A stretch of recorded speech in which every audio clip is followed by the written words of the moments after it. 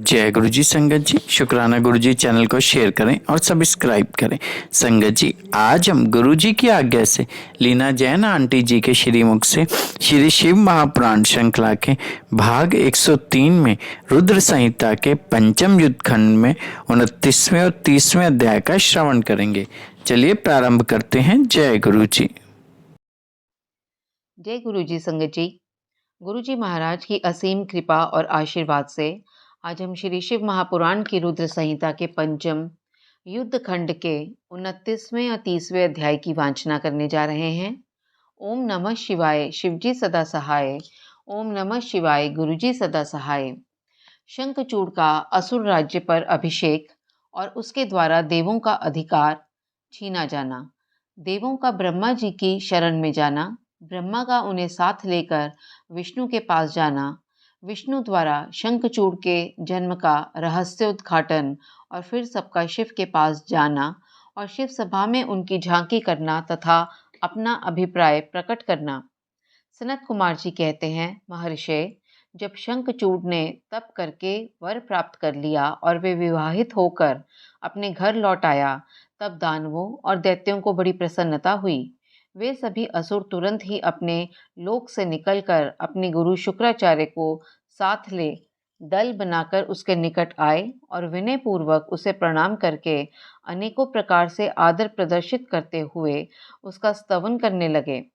फिर उसे अपना तेजस्वी मानकर अत्यंत प्रेम भाव से उसके पास ही खड़े हो गए। उधर दंभ कुमार शंखचूड़ ने भी अपने कुल गुरु शुक्राचार्य को आया हुआ देखकर बड़े आदर और भक्ति के साथ उन्हें साष्टांग प्रणाम किया। तदंतर गुरु शुक्राचार्य ने समस्त असुरों के साथ सलाह करके उनकी सहमति से शंखचूड़ को दानवों और असुरों का अधिपति बना दिया। दंभ पुत्र शंखचूड़ प्रतापी एवं वीर तो था ही, उस समय असुर राज्य पर अभिषिक्त होने के कारण वह असुर राज विशेष रूप से शोभा पाने लगा। तब उसने सहसा देवताओं पर आक्रमण करके वेग पूर्वक उनका संहार करना आरंभ किया। संपूर्ण देवता मिलकर भी उसके उत्कृष्ट तेज को सहन न कर सके, अतः वे समर भूमि से भाग चले और दीन होकर यत्र तत्र पर्वतों की खोहों में जा छिपे। उनकी स्वतंत्रता जाती रही। वे शंखचूड़ के वशवर्ती होने के कारण प्रभाहीन हो गए। इधर शूरवीर प्रतापी दंभ कुमार दानवराज शंखचूड़ ने भी संपूर्ण लोगों को जीतकर देवताओं का सारा अधिकार छीन लिया। वह त्रिलोकी को अपने अधीन करके संपूर्ण लोकों पर शासन करने लगा और स्वयं इंद्र बनकर सारे यज्ञ भागों को भी हड़पने लगा तथा अपनी शक्ति से कुबेर, सोम, सूर्य, अग्नि, यम और वायु आदि के अधिकारों का भी पालन कराने लगा।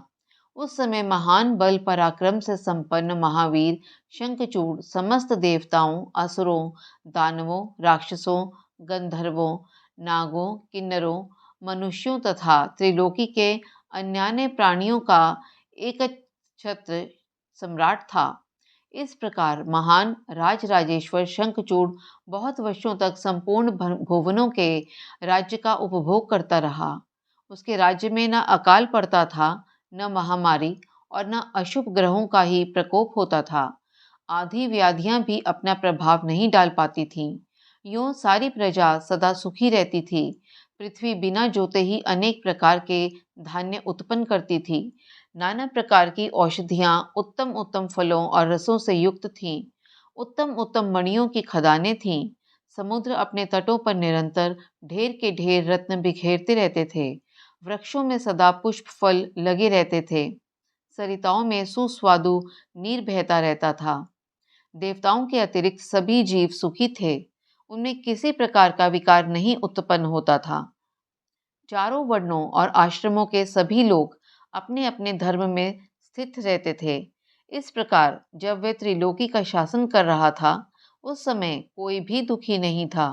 केवल देवता भ्रातृद्रोहवश दुख उठा रहे थे। मुने, महाबली शंखचूड़ गोलोक निवासी श्री कृष्ण का परम मित्र था। साधु स्वभाव वाला वह सदा श्री कृष्ण की भक्ति में निरत रहता था। पूर्व शापवश उसे दानव की योनि में जन्म लेना पड़ा था, परंतु दानव होने पर भी उसकी बुद्धि दानव की सी नहीं थी। प्रिय व्यास जी, तदंतर जो पराजित होकर राज्य से हाथ धो बैठे थे, वे सभी सुरगण तथा ऋषि परस्पर मंत्रणा करके ब्रह्मा जी की सभा को चले। वहां पहुंचकर उन्होंने ब्रह्मा जी का दर्शन किया और उनके चरणों में अभिवादन करके विशेष रूप से उनकी स्तुति की। फिर आकुलता पूर्वक अपना सारा वृत्तांत उन्हें कह सुनाया। तब ब्रह्मा उनकी सभी देवताओं तथा मुनियों को ढांढस बंधाकर उन्हें साथ ले सत्पुरुषों को सुख प्रदान करने वाले वैकुंठ लोक को चल पड़े। वहां पहुंचकर देवगणों सहित ब्रह्मा ने रमापति का दर्शन किया। उनके मस्तक पर किरीट सुशोभित था, कानों में कुंडल झलमला रहे थे और कंठ वनमाला से विभूषित था। वे चतुर्भुज देव अपनी चारों भुजाओं में शंख, चक्र, गदा और पद्म धारण किए हुए थे। श्री विग्रह पर पीतांबर शोभा दे रहा था और सनंदादि सिद्ध उनकी सेवा में नियुक्त थे। ऐसे सर्वव्यापी विष्णु की झांकी करके ब्रह्मा आदि देवताओं तथा मुनीश्वरों ने उन्हें प्रणाम किया और फिर भक्ति पूर्वक हाथ जोड़कर वे उनकी स्तुति करने लगे। देवता बोले, सामर्थ्यशाली वैकुंठाधिपते, आप देवों के भी देव और लोकों के स्वामी हैं। आप त्रिलोकी के गुरु हैं। श्री हरे, हम सब आपके शरणापन्न हुए हैं। आप हमारी रक्षा कीजिए। अपनी महिमा से कभी च्युत न होने वाले ऐश्वर्यशाली त्रिलोकेश, आप ही लोगों के पालक हैं। गोविंद, लक्ष्मी आप में ही निवास करती है और आप अपने भक्तों के प्राण स्वरूप हैं। आपको हमारा नमस्कार है। इस प्रकार स्तुति करके सभी देवता श्री हरि के आगे रो पड़े। उनकी बात सुनकर भगवान विष्णु ने ब्रह्मा से कहा। विष्णु बोले, ब्राह्मण, यह वैकुंठ योगियों के लिए भी दुर्लभ है। तुम यहाँ किस लिए आए हो? तुम पर कौन सा कष्ट आ पड़ा है? वह यथार्थ रूप से मेरे सामने वर्णन करो। सनत कुमार जी कहते हैं, मुने, श्री हरि का वचन सुनकर ब्रह्मा जी ने विनम्र भाव से सिर झुकाकर उन्हें बारंबार प्रणाम किया और अंजलि बांधकर परमात्मा विष्णु के समक्ष स्थित हो देवताओं के कष्ट भरी हुई शंखचूड़ की सारी करतूत कह सुनाई। तब समस्त प्राणियों के भावों के ज्ञाता भगवान श्री हरि उस बात को सुनकर हंस पड़े और ब्रह्मा से उस रहस्य का उद्घाटन करते हुए बोले। श्री भगवान ने कहा, कमल योनि, मैं शंखचूड़ का सारा वृत्तांत जानता हूँ। पूर्व जन्म में वह महातेजस्वी गोप था जो मेरा भक्त था। मैं उसके वृत्तांत से संबंध रखने वाले इस पुरातन इतिहास का वर्णन करता हूँ। सुनो, इसमें किसी प्रकार का संदेह नहीं करना चाहिए। भगवान शंकर सब कल्याण करेंगे। गोलोक में मेरे ही रूप श्री कृष्ण रहते हैं। उनकी स्त्री श्री राधा नाम से विख्यात है। वह जग जननी तथा प्रकृति की परमोत्कृष्ट पांचवी मूर्ति हैं। वही वहाँ सुंदर रूप से विहार करने वाली हैं। उनके अंग से उद्भूत बहुत से गोप और गोपियां भी वहाँ निवास करती हैं। वे नित्य राधा कृष्ण का अनुवर्तन करते हुए उत्तम उत्तम क्रीड़ाओं में तत्पर रहते हैं। वही गोप इस समय शंभु की इस लीला से मोहित होकर शापवश अपने को दुख देने वाली दानवी योनि को प्राप्त हो गया है। श्री कृष्ण ने पहले से ही रुद्र के त्रिशूल से उसकी मृत्यु निर्धारित कर दी है। इस प्रकार वह दानव देह का परित्याग करके पुनः कृष्ण पार्षद हो जाएगा। देवेश, ऐसा जानकर तुम्हें भय नहीं करना चाहिए। चलो, हम दोनों शंकर की शरण में चलें। वे शीघ्र ही कल्याण का विधान करेंगे। अब हमें तुम्हें और समस्त देवों को निर्भय हो जाना चाहिए। सनत कुमार जी कहते हैं, मुने, यूं कहकर ब्रह्मा सहित विष्णु शिवलोक को चले। मार्ग में वे मन ही मन भक्त वत्सल सर्वेश्वर शंभु का स्मरण करते जा रहे थे। व्यास जी, इस प्रकार वे रमापति विष्णु ब्रह्मा के साथ उसी समय उस शिवलोक में जा पहुंचे जो महान, दिव्य, निराधार तथा भौतिकता से रहित है। वहां पहुंचकर उन्होंने शिवजी की सभा का दर्शन किया। वे ऊंची एवं उत्कृष्ट प्रभाव वाली सभा प्रकाश युक्त शरीरों वाले शिव पार्षदों से घिरी होने के कारण विशेष रूप से शोभित हो रही थी। उन पार्षदों का रूप सुंदर कांति से युक्त महेश्वर के रूप के सदृश था। उनके 10 भुजाएं थीं, 5 मुख और 3 नेत्र थे। गले में नील चिन्ह था तथा शरीर का वर्ण अत्यंत गौर था। वे सभी श्रेष्ठ रत्नों से युक्त रुद्राक्ष और भस्म के आभरण से विभूषित थे। वे मनोहर सभा नवीन चंद्रमंडल के समान आकार वाली और चौकोर थी। उत्तम उत्तम मणियों तथा हीरों के हारों से वे सजाई गई थी। अमूल्य रत्नों के बने हुए कमल पत्रों से सुशोभित थी।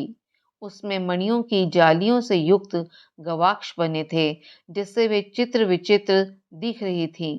शंकर की इच्छा से उसमें पद्मराग मणि जड़ी हुई थी, जिससे वे अद्भुत सी लग रही थी। वे स्यनमंत कामणि की बनी हुई सैकड़ों सीढ़ियों से युक्त थी।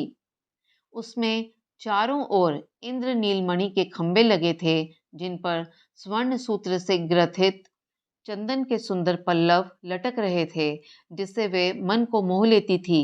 वे भली भांति संस्कृत तथा सुगंधित वायु से सुवासित थी। 1 सहस्त्र योजन विस्तार वाली वे सभा बहुत से किंकरों से खचाखच भरी थी। उसके मध्य भाग में अमूल्य रत्नों द्वारा निर्मित एक विचित्र सिंहासन था। उसी पर उमा सहित शंकर विराजमान थे। उन्हें सुरेश्वर विष्णु ने देखा। वे तारकाओं से घिरे हुए चंद्रमा के समान लग रहे थे। वे किरीट, कुंडल और रत्नों की मालाओं से विभूषित थे। उनके सारे अंग में भस्म रमाई हुई थी और वे लीला कमल धारण किए हुए थे। महान उल्लास से भरे हुए उमाकांत का मन शांत तथा प्रसन्न था। देवी पार्वती ने उन्हें सुवासित तांबूल प्रदान किया था, जिसे वे चबा रहे थे। शिवगण हाथ में श्वेत चंवर लेकर परम भक्ति के साथ उनकी सेवा कर रहे थे और सिद्ध भक्तिवश सिर झुकाकर उनके स्तवन में लगे थे।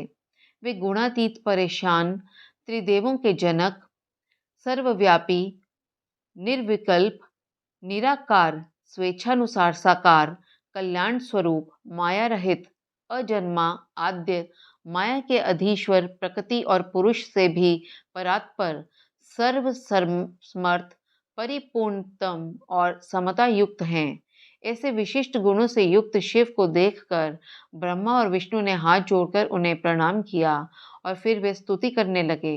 विविध प्रकार से स्तुति करके अंत में वे बोले, भगवान, आप दीनों और अनाथों के सहायक, दीनों के प्रतिपालक, दीन बंधु, त्रिलोकी के अधीश्वर और शरणागत वत्सल हैं।